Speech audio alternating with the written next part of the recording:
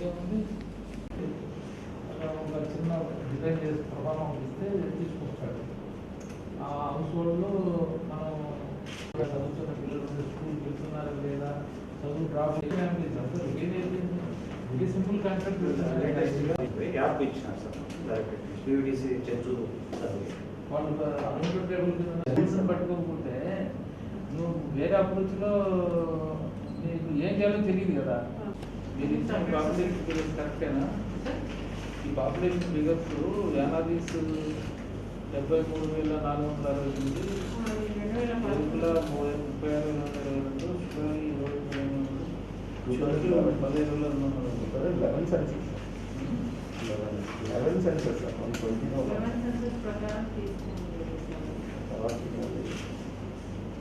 Others కూడా అక్కడ ఉన్నారా? ఏ పేరు రాశారు?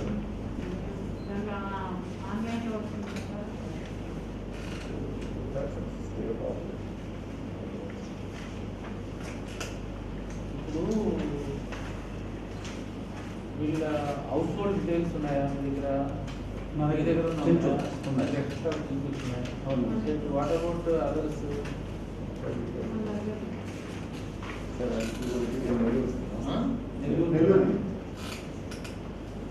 కరెక్టయ్యా. నువ్వు హౌస్ హోల్డ్ పట్టుకుంటే హౌస్ రీచ్ అయితేనే కదా ఏదైనా డెవలప్మెంట్ చేసి హౌస్ హోల్డ్ సర్వే చేసి ఫ్యామిలీ పరంగా లైవ్లీహుడ్స్ కానీ ఏదైనా స్కిల్ కానీ చదువుకున్న వాళ్ళు చేయాలి కదా. అట్లా చేయకుండా ఏం చేస్తున్నావు? సో ఏం చేయాలో తెలియాలంటే నువ్వు హౌస్ హోల్డ్లో పట్టుకొని సర్వే చేసుకొని ఎటాది ఫ్యామిలీ ఎవరు, ఆ ఫ్యామిలీలో ఎగ్జిస్టెన్స్ స్కీమ్స్లో కవరేజ్లో కూడా ఉండడం నేను అనుకోవడం వెళ్ళాను. అప్పుడు తిరుగుతుంది. ఇప్పుడు నాకు ఎవరో వచ్చారు ఆ రోజు అసలు అవుట్ సైడ్స్ కూడా వీళ్ళకి అప్లై చేసుకునే విషయం కూడా తిరిగిపోవచ్చు కొంతమందికి. ఈ నాయకుల మధ్య వాళ్ళు తిరగలేదు, ఏదో వాడి దారిలో వాడు బతుకుతూ ఉంటాడు. అంతే తప్పుడు కృషి చేసుకొని నాకు ఒప్పుకోతాడు స్వతంత్రంగా. ఈ వీళ్ళ చుట్టూ తిరిగి వాళ్ళ చుట్టూ తిరిగి నాకు ఇల్లు కావాలా లేదా పెన్షన్ ఇట్లా ఇవన్నీ. నేను తెనాలిలో పనిచేసేటప్పుడు కాన్ బిలీవ్ అప్పుడు ఆర్టీఓ ఇంకా ఈ ఎన్ఎస్కేపీ అనేవాడు, నేషనల్ సోషల్ అసిస్టెన్స్ ప్రోగ్రామ్ అని. అప్పుడు old age pensions, maternity benefit schemes అన్నీ ఆర్టీఓ ముందు ఇచ్చారు. చాలా గవర్నమెంట్ ఆఫ్ ఇండియా స్కీమ్లోనే అట్లా వచ్చినాయి. అసలు నేను అప్పుడు ఏం చేశానంటే అప్లికేషన్స్ అన్నీ నా వెహికల్ వెనకాల పెట్టుకొని ఎప్పుడు నేను ఆ రోజుల్లో ఇంకా ఇవన్నీ లేవు, సెల్ ఫోన్స్ కంప్యూటర్స్ అవి లేవు. ఇది టైప్ మిషన్ పెట్టుకొని ఉండేది. నేను కొత్తగా ఉంటుంది పెట్టుకున్నాను బండిలో. దిగిన తర్వాత ఏదైనా నాకు అది అనిపిస్తుంది, నాకు ఓల్డ్ ఏజ్ పెన్షన్ అక్కడే అప్లికేషన్ కొట్టేయడము. వాడు బిఆర్ఓ ఎంఆర్ మనతో ఉంటాడు కదా, నేను ఎక్కితే ఇక వాళ్ళతో కిందనే సంతకం చేసుకొని ప్రొసీడింగ్ ఆల్రెడీ రెడీగా ఉంటాయి. పేర్లు ఎక్కువ కొట్టేసి చేతులు పెట్టేసి వెళ్ళిపోయాడు. అట్లా అసలు ఆ జనరల్ డివిజన్లో మొత్తం ఇచ్చేసుకుంటే వెళ్ళిపోయాను. ముఖ్యంగా ఎస్సీ ఎస్టీ ఫ్యామిలీకి సంబంధించి మిగతా పెద్ద పట్టించుకోవాలి. మిగతా ముఖ్యంగా విషయం అని కూడా కొంత కవర్ చేసినట్టున్నాను. దట్ వాజ్ చాలా ఇంపాక్ట్ వచ్చింది ప్రకాశం జిల్లా వరకు. మీరేం చేస్తారంటే సరే మీరు ఆ నుంచి చేసేది మీకు ఇప్పుడు ఎవరు ఉంటారు, మీకు ఇప్పుడు ఈ జిల్లాలో ఎవరేమి ఇంటివిలో చేయాల్సింది కదా. అందువల్ల మీరు చూసుకొని మిగతా వాళ్ళు యానాదిస్కు, ఎల్క్లాస్కు, తర్వాత శుభాలిస్కి హౌస్ హోల్డ్ సర్వే చేయాలి మీరు. సో ఈ హౌస్ హోల్డ్ సర్వే చేయడానికి మీరు ఏం చేయాలంటే హౌస్ హోల్డ్ సర్వేలో మనకు అవుట్కమ్ ఏం కావాలంటే వీళ్ళకు మనం ఈ లైవ్లీహుడ్స్ ఇంప్రూవ్ చేయాలంటే లైవ్లీహుడ్స్ హౌస్ హోల్డ్ సర్వే తీసుకొచ్చి మనం ఈ ఎగ్జిస్టింగ్ స్కీమ్స్ కన్వర్జెన్స్లోనే మనం చాలా బెనిఫిట్ తీసుకోవాలి. ఉదాహరణకి మనం అంతా వెళ్తాం. ఇప్పుడు మన గవర్నమెంట్ ఎన్నో స్కీమ్స్ అనౌన్స్ చేసింది కదా. ఆ స్కీమ్స్లో వీళ్ళు ఫస్ట్ ఆఫ్ ఆల్ కవరేజ్ అయినారా? హౌస్ సైడ్స్ ఫర్ ఎగ్జాంపుల్ మీరు సర్వే చేసినప్పుడు ఉన్నాయా లేదా చూశారనుకో, హౌస్ సైడ్స్ కవర్ కాకపోతే హౌస్ సైడ్స్ ఇస్తాము. తర్వాత ఆ ఇంట్లో 60 సంవత్సరాల పైబడి పెన్షన్ తీసుకున్న వాళ్ళు ఉంటే వాళ్ళు పెన్షన్ శాంక్షన్ కాలేదు. ఇప్పుడు మనం మీరు వార్డు సెక్రటరీలో దరఖాస్తు పెడితే 10 రోజులు ఏమని మనమే చెప్తున్నాం, నేనే పోయి రోజు అడుగుతాడు లేదు, ఆరోగ్య శాఖ ఇస్తాం. అట్లా నేను ఏమంటానంటే నువ్వు కొత్తగా ఏమి ఇవ్వాల్సిన పనిలే, ఎగ్జిస్టింగ్ స్కీమ్స్ అన్ని ఏదైతే ఇప్పుడు మనం అందరికి వచ్చిందా. సో ఇవన్నీ లిస్ట్ అవుట్ చేసుకొని మీరు నవశకం కింద ఏవైతే గవర్నమెంట్ ఇటీవల చాలా ప్రోగ్రామ్స్ అన్నీ ఫ్లాగ్షిప్ ప్రోగ్రామ్స్ అన్నీ కూడా అనౌన్స్ చేసిందో ఆ ప్రోగ్రామ్స్ అన్నీ కూడా ఈ హౌస్ హోల్డ్ సర్వీలో కవర్ అయిందా లేదా అని వెరిఫై చేయించాలి మనం. సో అట్లా మీరు ఏం చేస్తారంటే ముందు ఈ హౌస్ హోల్డ్ సర్వే చేయడానికి కావాల్సినటువంటి ఒక ఫార్మాట్ ముందు డిజైన్ చేయండి. అది చూస్తున్నారు మీరే చేయాలా? ఇంకా అటువైపు చూసినారంటే యాప్ ఇస్తే దాన్ని ఆ ఫార్మాట్ మేము అడాప్ట్ చేసుకుంటాం. ఒకవేళ యాప్ లో మనకు అది స్టేట్ వైడ్ వర్క్ చేసి ఉంటే అది పోనీ దాంట్లో ఉన్న యాప్ లో ఎక్కువ కవర్ కాలేస్తాను. అదే ఫ్లాష్ సర్వే అని చెప్పి పెట్టారు. అంతకుముందు షెడ్యూల్ కూడా ప్రిపేర్ చేసాం సార్. ఆ షెడ్యూల్ ఇస్తాం సార్. దానికి ఫార్మాట్ లో ఇన్ని కవర్ అయినాయి, అన్ని కవర్ అయినాయి సార్. ఏమేమి ఉన్నాయో అదే ఇంకా డిసీజ్ వల్ల ఏమేమైనా అక్కరైతే అవి ఉన్నాయి, సెల్ఫ్ హెల్ప్ గ్రూప్లో ఉన్నారు, లేదా ఎంత అమౌంట్ తీసుకున్నారు, ఆర్ఓఎఫ్ఆర్ ల్యాండ్ ఉందా, ఏం పంట పండిస్తున్నారు, ఎవ్రీథింగ్ కవర్ అయింది సార్. సో అటువంటిప్పుడు అదే సర్వే తక్కువ కాబట్టి మీరు ఆ ఫార్మాట్ ఇచ్చేసి ఇప్పుడు దీన్ని మన వెల్ఫేర్ ఎడ్యుకేషన్ అసిస్టెంట్ కమ్యూనికేట్ చేసి అన్ని మండలాల్లో వాళ్ళ సెక్రటరియట్ పరిధిలో షెడ్యూల్ ట్రైబ్కి సంబంధించిన ఫ్యామిలీస్కి ప్రత్యేకంగా ఈ సర్వే ఆ ఫార్మాట్లో చేయించారు. సో ఈ హౌస్ హోల్డ్ సర్వే దీనికి మనకు ఎంపీడీఓ ఈజ్ రెస్పాన్సిబుల్. తర్వాత welfare and education assistant at the ground level, volunteers కూడా సహాయం తీసుకొని వాలంటీర్స్తో సచివాలయం వచ్చేప్పటికి cluster wise C1, C2, C3 maintain చేస్తాం. ఇప్పుడు పేదలందరికీ ఇల్లు అలాంటివి ఏమన్నా ఎంతమంది బెనిఫిట్ అయ్యారో వాళ్ళు రాసుకుంటున్నారు. మళ్ళీ C1 అంటే వాలంటీర్ 1 ఉంటుంది. మీరు హౌస్ హోల్డ్ 1, హౌస్ హోల్డ్ 2 అని ఉంటుంది సార్ మీ దగ్గర data. House hold 1, house hold 2. ఈ హౌస్ హోల్డ్ 1 ఎన్ని స్కీముల్లో కవర్ అయినారు, ఎన్ని స్కీమ్లో హౌస్ హోల్డ్ 2 బెనిఫిట్ అయినారో వాళ్ళు రాసుకుంటున్నారు బుక్లో సార్. అంటే ఐటీడీఏలో ఎలా చేస్తున్నారో మేము కూడా చూడలేదు.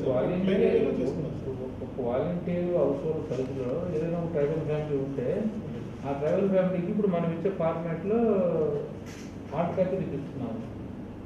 ఇంకా దీంట్లో లెటర్ నాట్లు బుక్లో రాసుకుంటున్నారు సార్. బుక్లో రాసుకుంటున్నారు సార్.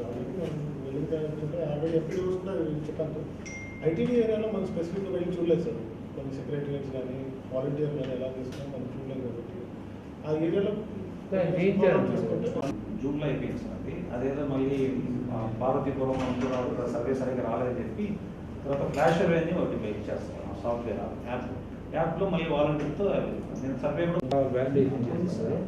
అదే మిగతా వాళ్ళు చేసేసి దాన్ని పెట్టి ఇప్పుడు మీరు అన్నారు కదా, దాంట్లో నుంచి ఫస్ట్ ఆఫ్ ఆల్ ఎగ్జిస్టింగ్ ప్రోగ్రామ్స్లో ఇప్పుడు కవరేజ్ అయినారా లేదా గ్యాప్స్ ఉంటే ముందు దాంట్లో ఇప్పించేస్తే కుటుంబాలన్నీ ఇది చేస్తాయి.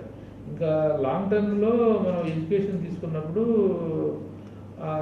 ఈ ఫ్యామిలీస్లో చదువుకోవడానికి అవకాశం ఉన్నటువంటి వాళ్ళు మనం మళ్ళీ ఎడ్యుకేషన్ స్కీమ్లకి నెట్టడం. తర్వాత ఏదో కొంతవరకు చదువుకొని ఇంకా దాటిపెట్టాడు, డ్రాప్ అవుట్ అయిపోయింటారు, ఏజ్ అయిపోయింటుంది. ఇప్పుడు ఇంకా వాడిని మనం ఎడ్యుకేషన్ లైన్లో తీసుకొని తీయలేము. వాళ్ళకి ఏదన్నా కొద్దిగా ఎంప్లాయ్మెంట్ జనరేషన్ ట్రైనింగ్ ఇవ్వడం సబ్మిషన్. యానాది ఫ్యామిలీ సార్, వాళ్ళు ఏ వాలంటీర్కి అటాచ్ చేయబడకుండా సెమీ మైగ్రెంట్స్ ఉంటారు sir. Semi nomadic stage volunteer చేసిన 50 కుటుంబాల్లో ఎవరైనా ఫ్యామిలీస్ లెక్కలు ఉంటే ఇస్తారు. లేకపోయినా ఈ వెల్ఫేర్ అండ్ ఎడ్యుకేషన్ అసిస్టెంట్కి ఏం చెప్తానంటే అట్లా ఏ వాలంటీర్కి ట్యాగ్ అవ్వకుండా ఎవరన్నా ఉన్నారేమో అని చెప్పి లో వాళ్ళు కూడా ఒకసారి సర్వే చేసి ఉంటే కనుక వాడు ఎక్కడ ఉంటానో ఆ వాలంటీర్ ట్యాగ్ చేయమని ఒక మాట చెప్తాం. అది అప్డేట్ చేసుకొస్తే ట్యాగ్ చేయించుకుంది. ఇప్పుడు కూడా ఫ్యామిలీస్ ఉంటాయి, వాలంటీర్ ట్యాగ్ ఇచ్చేస్తాము. తర్వాత మనకు కావాల్సిన ఫార్మాట్లో కూడా ఇన్ఫర్మేషన్ తెప్పించాలి. సో అందువల్ల నేను అనేది MPDO, welfare and education assistant, then volunteer. So it is the responsibility of the welfare and education assistant to verify in the respective village secretariat or ward secretariat. Ward సెక్రటేరియట్లో వేరే వాళ్ళు కూడా ఉండొచ్చు కదా. ఆ ఫ్యామిలీ ఎవరన్నా ఉంటే ఒకవేళ వాలంటీర్ ట్యాగ్ అవ్వకపోతే ఇప్పుడు ట్యాగ్ కూడా చేయిస్తారు కన్సర్న్ వాలంటీర్కి. మనకు కావాల్సిన ఇన్ఫర్మేషన్ కూడా ఇస్తారు. ఆ రకంగానే రాద్దాం. మనం గైడ్లైన్స్ ఇవ్వాలి కదా ఎట్లా సర్వే చేయాలనే దాని మీద. నెక్స్ట్ మీటింగ్లో ఇవన్నీ మీరు రెడీ చేసి పెడితే ప్రొసీజర్ చెప్తూ ప్రొసీడింగ్ ఇస్తాము ఎంపీడీఓలకి వీళ్ళందరికీ. మనకు welfare and education assistant volunteer సహాయంతో మొత్తం సర్వే చేసుకొని మనం ఇచ్చిన ఫార్మాట్లో ఇన్ఫర్మేషన్ కరెక్ట్గా ఇవ్వాలి. మనకు పార్ట్ 1 ఏంటంటే ఎగ్జిస్టింగ్ స్కీమ్స్ ఏమైనా ఉంటాయి కదా, ఎగ్జిస్టింగ్ స్కీమ్లో మిస్ అయ్యి ఉంటాయి కదా, దాంట్లో మనం కవర్ చేయడం. పార్ట్ 2 ఏంటంటే ఏదైనా కొత్తగా ప్లాన్ చేయడం. Innovative schemes. ఈ పార్ట్ 2లో కూడా మళ్ళీ ఏబి అనుకుంటే ఏ వచ్చేసి ఎడ్యుకేటెడ్ ఎవరైనా ఉండి అన్ఎంప్లాయిడ్ ఉంటే వాళ్ళని టార్గెట్ చేయడం. ఎస్హెచ్జి నెట్వర్క్ ద్వారా లైవ్లీహుడ్స్ ఈ రెండు చేసి తర్వాత ఒకవేళ మూడు ఏదైనా ఉంటే పిలిచిన కూడా మనం ఇది ఇచ్చాం కదా ల్యాండ్, దానికి ల్యాండ్ డెవలప్మెంట్ ఏమంటారు, agriculture inputs. Agriculture development land development అంటే ఎస్హెచ్జి లైవ్లీహుడ్స్ దానికి సంబంధించి అదర్ దాన్ నాన్ అగ్రికల్చర్ కింద లైవ్లీహుడ్స్ అన్నాము ఎస్హెచ్జి ద్వారా. ఈ అగ్రికల్చర్ డెవలప్మెంట్ ఫ్యామిలీ టార్గెట్ చేద్దాం. సో ఎవరికైనా 60 ఎకరాల భూములు కానీ మామూలుగా కానీ భూములు ఉంటే బేసిక్ బోర్వెల్ ఫారెస్ట్ వాళ్ళు పర్మిషన్ ఒకసారి అప్పుడు చెప్తారు. పర్మిషన్ అడిగితే నాన్నలు కూడా మనం ప్రిపేర్ చేస్తాం. లేదు వస్తుంది మేము తీసుకెళ్ళి రాష్ట్రం అని చెప్పి యాక్చువల్గా మీరేమో సెన్సస్ వరకు ఇదంతా ఆయన సర్వే చేసిన తర్వాత మళ్ళీ ఏం చేయాలంటే సెన్సస్ వరకు మీరు ఎనాలిసిస్ వరకు నాకు తెలిసి ఈయన చేసేది కూడా డీజీడబ్ల్యూగా కన్వర్జెన్స్ చేద్దాం అనుకుంటాను. అంటే ఏ జిల్లాకి ఆ జిల్లా చేయాలి డిబిటెడ్ ప్రాజెక్ట్ నాకు తెలియదు. అందులో అన్ని రకాల శ్రీశైలంలో ఉంటాడు, ప్రకాశం జరుగుతుందా ఏంటి ఎంతమంది జోనాలు చెప్తాడు, కలెక్టర్కి ప్రకాశం కలెక్టర్కి